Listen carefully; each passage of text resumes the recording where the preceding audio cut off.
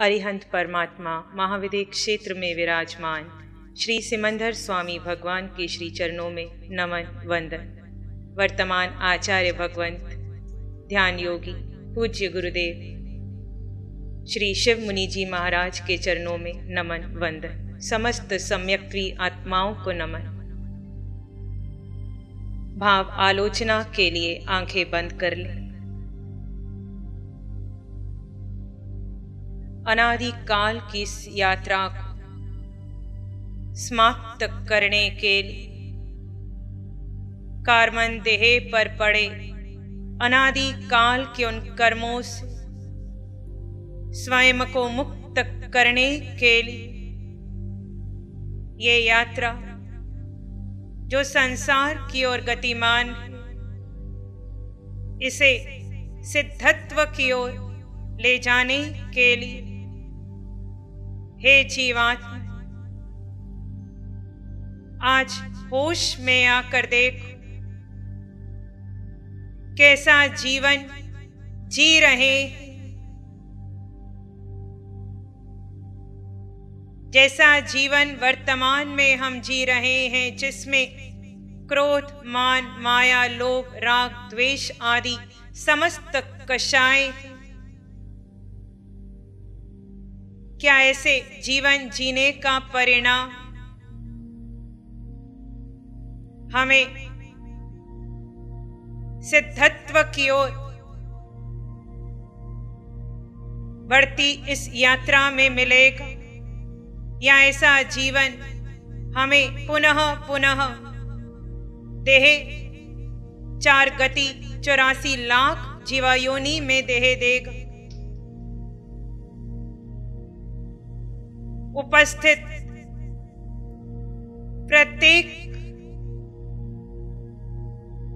जीव से आज अनुरोध,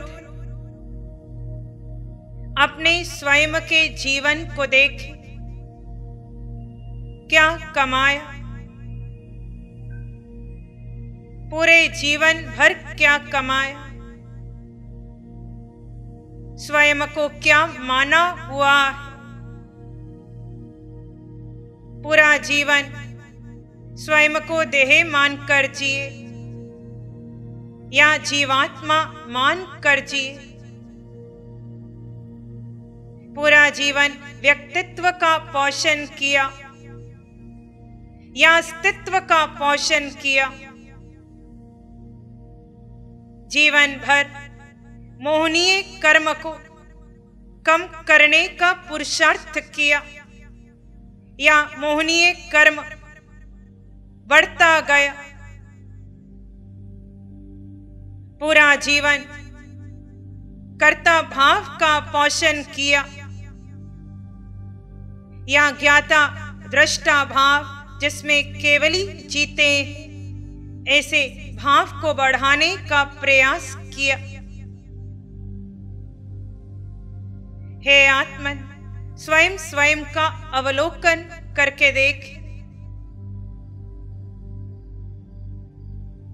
जैन कुल में देह धारण करने के पश्चात वीतरागी को प्रतिदिन वंदन करने के पश्चात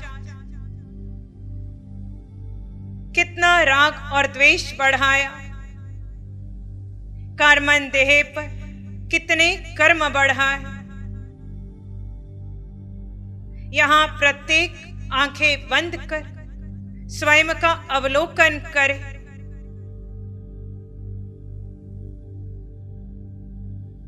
जो अरहंत सिद्ध पूज्य हैं, उन्हें वंदन किस भाव से किया।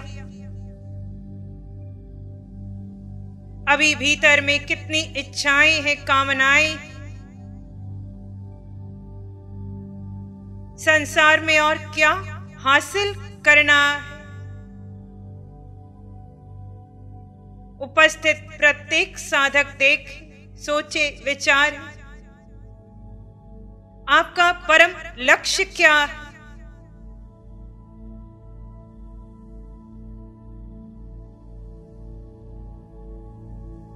संसार से मुक्त होने का लक्ष्य है।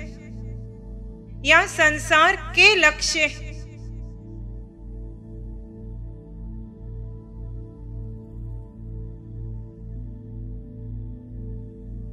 हमने समझा है आप और हम सब जीव हैं, जीवात्मा हैं, अष्ट गुणों से युक्त एक समान जीव। आप में, हम में, सब में सिद्ध होने का सामर्थ्य है। हे आत्मा, स्वयं देखो, किसी देह को देखकर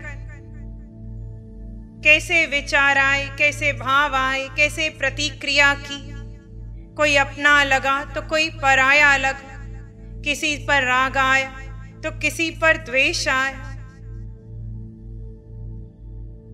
और आगे देखो, कार्मन देह पर से जब कर्म निकलकर आपके इस औदारिक देह पर आए, कभी सर में दर्द बनकर आए, कभी पेट में, पांव में दर्द बनकर आए, कभी अपमान बनकर आए, कभी किसी ने हमारी निंदा की, आदि आदि अनेक प्रकार से कर्म अपने अपने समय पर निकलते गए। कभी सकारात्मक निकले, कभी नकारात्मक निकले। निकलते कर्मों को कैसे स्वीकारा? जब कर्म निकलकर तुम्हारी इस काया पर आए, तो क्या कर्म को दबाया? क्या देवी देवताओं का आवाहन किया?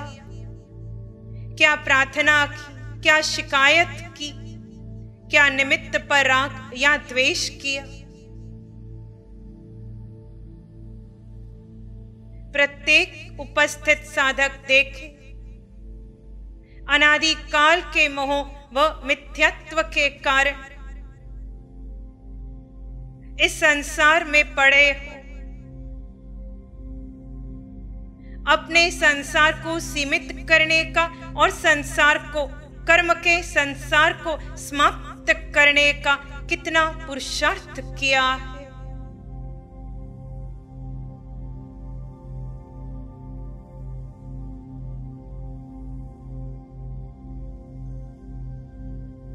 हे जीवात्मा, वास्तव में ये निरीक्षण करने जैसा है। वर्षों से इस देह में स्वयं को जैन कहलाकर उच्च कुल में जन्मे, ऐसा अहम का भाव भीतर चलता रहा। पर ऐसे उच्च कुल में देह धारण करने के पश्चात कितना कर्मों को क्षय किया और नए कर्म के बंधन रुक जाए, ऐसा कितना पुरुषार्थ किया।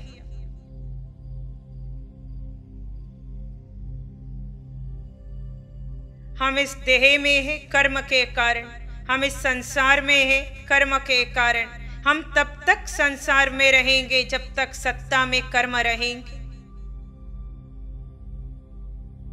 रात्रि में, निद्रा में, प्रमाद में, बेहोशी में हम कर्म बांधते हैं, क्योंकि वहां होश नहीं रहता कि हम जीवात्मा हैं। प्रातः काल जगते ही धर्म की क्रियाएं स्वयं को देह मान कर की, तो वहां भी स्वयं को देह मानने से कर्म के बंधन बंध गए। फिर जहां देह की क्रियाएं प्रारंभ की, वहां कर्म के बंधन बंध गए। 6 काय के जीवों की विराधना जहां हो गई, वहां कर्म के बंधन बंध गए। फिर धन कमाने में, परिवार चलाने में, संबंध निभाने में, कहीं क्रोध, कहीं मान, कहीं माया, कहीं लोभ आदि कषाय के कारण कर्म के बंधन बंधते चले गए। कभी श्रोतेंद्रिय के विषयों को महत्व दिया, कभी चक्षु इंद्रिय के विषयों को महत्व दिया। इस प्रकार पांचों इंद्रियों के विषयों को महत्व देते गए, मन के पीछे चलते गए, बुद्धि से निर्णय लेते गए, अपने पराये के भेद बनाते गए, संकल्प विकल्प करते गए। कभी भूतकाल का चिंतन कर आर्त और रौद्र ध्यान किया, कभी भविष्य काल की कल्पनाओं में जुड़कर आर्त और रौद्र ध्यान ध्याया।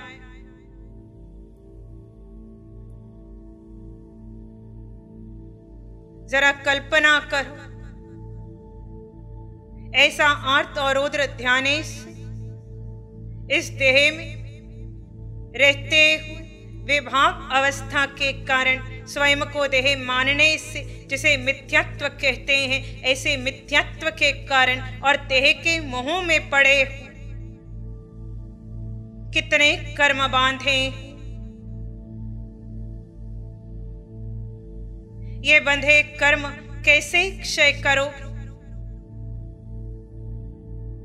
धर्म ध्यान की कुछ क्रियाओं से ये अनादि काल के बंधे ये अनंत कर्म क्षय नहीं होने वाले। हे आत्मन, आज प्रथम आलोचना कीजिए, अपने व्यवहार की आलोचना कीजिए। मैंने स्वयं को देह माना, मैं देह मान कर जिया, मैंने कर्ता भोक्ता भाव का पोषण किया। मैं किसी देह के भीतर जीव तत्व का दर्शन नहीं कर पाया, मैंने मिथ्या दृष्टि को महत्व दिया। मैंने पुद्गलों का चिंतन किया, मैंने पुद्गलों में सुख खोजा। इस कारण हे जीवात्मन, तुम अपने आप से क्षमा मांगो, अपने आप से क्षमा, यानी निज जीवात्मा से क्षमा, जो हमारे ही कारण, हमारे अज्ञान, हमारे मिथ्यात्व, हमारे मोह के कारण इस देह में है, इस संसार में है, जिसमें कैवल्य है, जिसमें सिद्ध होने का सामर्थ्य है, वो हमारे ही कारण संसार में पड़ा है। संसार का चिंतन कर हमने स्वयं से शत्रुता कर ली, पुद्गलों का चिंतन कर स्वयं से शत्रुता कर ली। जहां अनंत सुख था, उस सुख को गौण कर पुद्गलों में सुख खोज कर हमने स्वयं के साथ अन्याय कर लिया। कर्मों को दबाकर प्रार्थनाओं के द्वारा हमने अपने कार्मन देह पर से कर्मों को क्षय नहीं होने दी।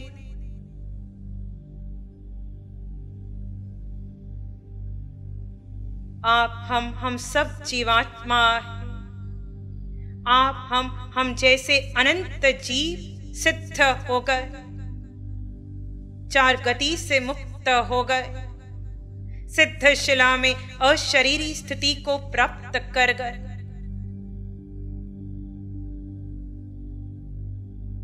आप हम सब सिद्ध होंगे कब? जब स्वयं को देह नहीं जीव जानेंगे, जब स्वयं को जीव जानकर प्रातः काल से अर्धरात्रि तक, अर्धरात्रि से प्रातः काल तक देह व धर्म की क्रियाओं कर्ता भाव से नहीं अक्रिय स्थिति में जाकर जिएंगे। हे आत्मा, सिद्ध होने के अलावा यदि कोई लक्ष्य बनाया हो, आज दिन के इस क्षण तक इस देह में रहकर या पूर्व के उन अनंत देह में रहकर सिद्ध होने के अलावा यदि कोई लक्ष्य बनाया हो, तो आज उसे बौसरा दें, उसका प्रतिक्रमण कर दें। हे आत्मन, स्वयं को देह मानकर जितना मोहनीय कर्म का पोषण किया है, आज उसके लिए क्षमा मांगे, कर्ता भोक्ता भाव के पोषण के लिए क्षमा मांगे। आप जीवात्मा हैं, आपको मुक्त होना है। आपने जब जब पुद्गलों में सुख खोजा, अपनी उस मिथ्या दृष्टि के लिए क्षमा मांगे। सुख पुद्गल में नहीं है। आपने जब जन्म को जन्म जाना और मृत्यु को मृत्यु जाना, इस विभाव, इस अज्ञान, इस मिथ्यात्व के लिए क्षमा मांगे। जीवात्मा का कोई जन्म नहीं है। जीवात्मा की कभी मृत्यु संभव नहीं है। आपका और हमारा, आप हम जैसे समस्त जीवों का किसी का कभी जन्म नहीं हुआ। गर्भ से देह धारण कर एक जीव बाहर निकला, बाहर निकलकर उसने जितना भी मिथ्यात्व का पोषण किया, जितने भी कर्म के बंधन बांधे, उसकी अनुमोदना करना यानी किसी का जन्मदिन मनाना है। ऐसे ही आप हम सब अनंत काल से यात्रा कर रहे हैं, पर आपका हमारा कभी ना जन्म हुआ है, ना आपकी हमारी कभी मृत्यु संभव है। मृत्यु का भय मिटा दे। हे आत्मन, सम्यक्त्वी बनकर सिद्धशिला को, पंचम गति सिद्धाल्य को अपना लक्ष्य बना। अनंत काल में मिले अनंत देह छूट गए। हे आत्मा, इस देह को भी छूटने वाला जाने। वर्तमान में आप जिस काया में हैं, उस काया को अभी इसी समय छूटने वाला जाने। ये काया छूटेगी जहां आयुष कर्म पूर्ण हुआ। इस जड़ से जीव निकल जाएगा, इस आकार से निराकार तत्व निकल जाएगा। जीव निकल जाएगा। यात्रा जीव की चल रही है। हे जीवात्मन, आप हम सब यात्री। अपने जीव की ओर देखें, क्या किया, इस जीव के लिए क्या किया। देह को जब भूख लगी भोजन दिया, जब प्यास लगी पानी दिया, जब सुख सुविधा के साधनों की आवश्यकता लगी वो साधन उपलब्ध करवा। देह को जब जो चाहिए दिया, पर जीव को क्या दी। हे आत्मन, यहां समझ, जड़ में जीव दो भिन्न तत्व साथ हैं पर जुदा हैं। एक समय आएगा आपके हमारे जड़ से जीव निकल जाएगा। ये यात्री अपनी यात्रा में आगे निकल जाएगा।